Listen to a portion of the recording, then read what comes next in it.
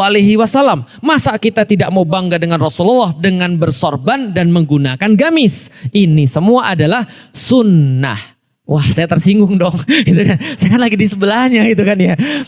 Tapi ya saya mencoba untuk berbesar hati. Karena orang mukmin itu pilihannya cuma dua pahala atau satu pahala. Giliran saya yang menjelaskan, saya bilang, kalau semua orang dinilai berdasarkan sorbannya dan setiap orang yang bersorban itu ngikutin sunnah, maka Abu Jahal juga sunnah. Paham Ibu sekalian? Karena Abu Jahal juga bersorban. Bisa difahami sampai di sini. Abu Lahab juga bersorban. Kalau semua orang yang bergamis itu dikatakan bersunnah, maka semua orang-orang Mesir itu walaupun agamanya Kristen Koptik itu dikatakan sunnah. Bisa difahami sampai di sini. Karena dalam pemahaman saya, sunnah itu dalam berpakaian adalah yang menutup aurat dan mendekatkan kita pada jamaah. Bisa difahami sampai di sini. Itu pemahaman saya. Apakah pemahaman saya salah? Tidak. Tapi apakah pemahaman Ustadz tadi salah? Tidak juga. Kenapa? Karena urusan ini bukan urusan benar tapi benar dan lebih.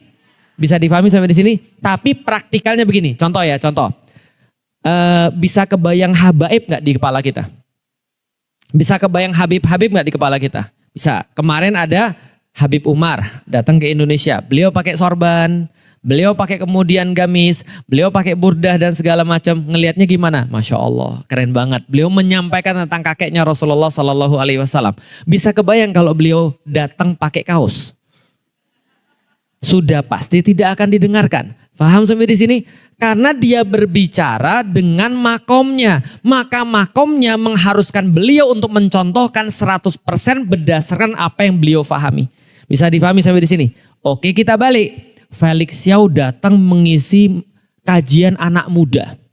Lah ini anak-anak, jangankan dia itu mau sholat, kerudungan aja tidak, gitu kan ya. Jangankan dia mau taat pada syariat, orang baru kemarin mereka dugem. Bisa dipahami Bapak sekalian, tiba-tiba saya datang pakai sorban. Lalu kemudian pakai gamis, bubar nggak tuh pengajian? Bubar. Serius ini, saya pernah nanya sama beberapa orang yang bandel-bandel, nakal-nakal. Saya bilang, besok ada kajian loh, kajian sama Ustadz ini loh. Ustadz Adi Hidayat orangnya bagus gini. Gua nggak mau datang Ustadz. Kenapa? Takut ditanya. Paham Ibu sekalian?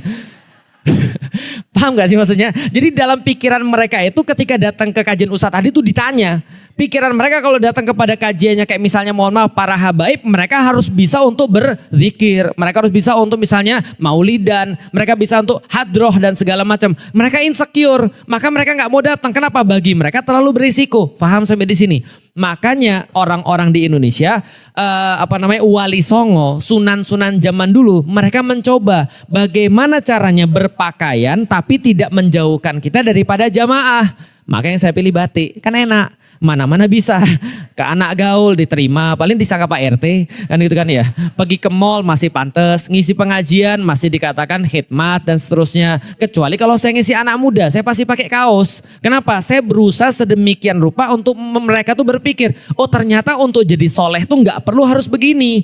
Artinya tidak terlalu besar jangkauan kita dengan soleh. Jangan sampai kayak di Turki, semua anak muda putus asa jadi soleh. Kenapa? Soleh itu harus pakai pecinya tinggi, bajunya putih, bener-bener gak boleh maksiat. Emang saya maksiat? Enggak juga sih, tapi bagi mereka tuh beragama tuh gak asik gitu loh maksudnya. Nah artinya kita menjauhkan agama dari orang. Ini baru dalam berpakaian. Berpakaian ada yang mengatakan sorban itu sunnah.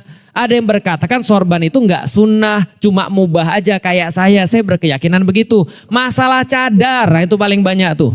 Ya kan ya, masalah cadar ada yang bilang cadar itu wajib, boleh enggak? Boleh-boleh aja. Kalau dia kalau dia mengambil kajian bahwa cadar itu adalah sesuatu yang wajib. Tapi ada juga ulama-ulama yang tidak mewajibkan cadar dan mengatakan cadar itu cuma sunnah atau bahkan mubah. Yang salah adalah, nih saya kasih tahu yang salah ya, yang berkeyakinan wajib lalu bikin postingan di sosial media, wahai ukhti, kapan engkau akan berhenti daripada dosa jariyahmu dengan menunjukkan wajahmu wahai ukhti. Paham sampai di sini? Kok saya tahu? Pengalaman saya, paham ya? Istri saya punya anak pengajian, kita didik dengan baik, kita selesaikan permasalahan-permasalahannya, kita bantu setiap urusan-urusannya. Tiba-tiba dia ikut pengajian yang mewajibkan cadar. Setelah itu istri saya dibilang dosa jariah. Paham sampai di sini? Anda berkeyakinan itu wajib, nggak ada yang ngelarang. Boleh-boleh aja, tapi jangan mengganggu atau jangan ngejek orang-orang yang berbeda keyakinan. Itu yang salah, bisa dipahami. Anda mau bercadar mengatakan wajib, boleh. Tapi mengatakan saudara Anda dosa jariah, padahal pemahamannya berbeda, itu dosa yang lain. Paham sampai di sini? Mau saya kasih contoh lagi. Celana cingkrang, itu hukumnya apa? Hukumnya sunnah. Ada yang berkata wajib. Tapi ada juga yang berkata mubah. Maka kalau dalam perbedaan pendapat, mbok ya legowo. Orang para sahabat aja bisa berbeda dan gak harus satu pendapat. Lah masa kita itu tidak boleh berbeda. Makanya ulama-ulama itu menyampaikan kepada kita. Taat pada Allah itu adalah sebuah perintah kepada Allah. Dan juga bersatu di dalam Islam juga adalah perintah. Yang namanya sunnah itu kalau dilakukan berpahala. Tidak dilakukan nggak apa-apa, tapi ngomongin saudara Anda itu hukumnya adalah dosa. Bisa difahami sampai di sini?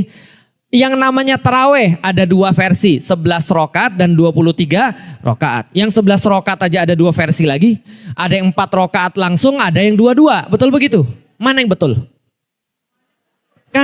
Karena semuanya punya dalil. Yang salah adalah wah, udah bagus, udah pintar. Yang salah adalah yang bermaksiat. Karena nggak terawih juga nggak apa-apa. Bisa dipahami sampai di sini. Lah kalau kita mau melakukan sunnah nggak apa-apa. Jangan ngejek orang yang belum melakukan sunnah. Apalagi yang dia melakukan sunnah tapi bukan versi kita. Itu aja. Maka kita harus punya pemahaman tentang syariat itu apa. Contoh misalnya ada orang yang tutup aurat tidak pakai cadar. Itu sudah syariat. Ada yang mau tutup pakai cadar, itu pun juga syariat. Jangan juga dihina-hina. Ini ninja hatori, jangan juga gitu. Paham gak sih maksud saya? Nah, kalau kita menghina itu urusannya sudah lain, urusannya asobiah. Urusannya adalah sombong, karena kita merasa bahwa semua orang harus kayak kita. Harus kayak kita karena kita lebih benar daripada dia. Paham sampai di sini? Oke, coba sekarang saya mau kasih tahu. Saya suka pakai batik, betul? Apakah semua orang jamaah saya harus pakai batik? Ya enggak lah. Kesukaan saya tidak harus jadi kesukaan orang lain. Apa yang saya enggak suka belum tentu orang lain juga harus enggak suka. Saya enggak mau pakai baju warna pink. Bukan berarti Anda enggak boleh pakai baju warna pink. Saya suka pakai baju warna hitam. Bukan berarti Anda semua harus pakai baju warna hitam. Artinya Islam memberikan keluasan. Kalau ada orang bilang pendapatnya ini adalah wajib, sementara yang lain bilang oh ini enggak wajib, ini cuma sunnah saja. Ya Islam memberikan keluasan, asal yang ngomong adalah ulama. Kalau yang ngomong Felix jangan didengerin. Bisa dipahami ya? Kalau yang ngomong Felix harus ditanya dulu, Felix tahu dari mana? Saya kasih tahu, oh ulamanya bilang begini, baru Anda percaya. Karena ada kata ulama. Itulah kenapa Ibu, Bapak sekalian, ulama itu kalau ribut ada etikanya. Betul nggak? Ulama itu kalau ribut, kalau berbeda pendapat, itu ada etikanya. Tahu kapan mulai, tahu kapan selesai. Yang susah itu kalau umat sudah ribut. Murid sudah ribut, sama-sama nggak tahu ngawur. Bisa dipahami maksudnya? Contoh, beca itu ditarik atau didorong? Kenapa dibilangnya narik beca? Saya tanya, tomat itu sayur atau buah? Tapi kata dokter sayur. Sayur yakin? Buah atau sayur? Itu tomat penggolongannya sayur loh. Enggak apa-apa. Tomat penggolongannya sayur, tapi dia buah. Buah atau sayur? Tapi kalau kita nanam pohon tomat, masa dia bersayur-sayur? Bukan berbuah tomat, tapi berbuah sayur kan itu kan ya. Bisa dipahami? Bingung. Karena yang diskusi itu adalah sama-sama ngawur kita itu. Paham maksudnya? Udah benar kata ibu tadi, biarin aja Ustadz. Mau tomat, mau sayur, biar orang yang memutuskan, yang punya petani aja yang memutuskan. Kita tinggal makan.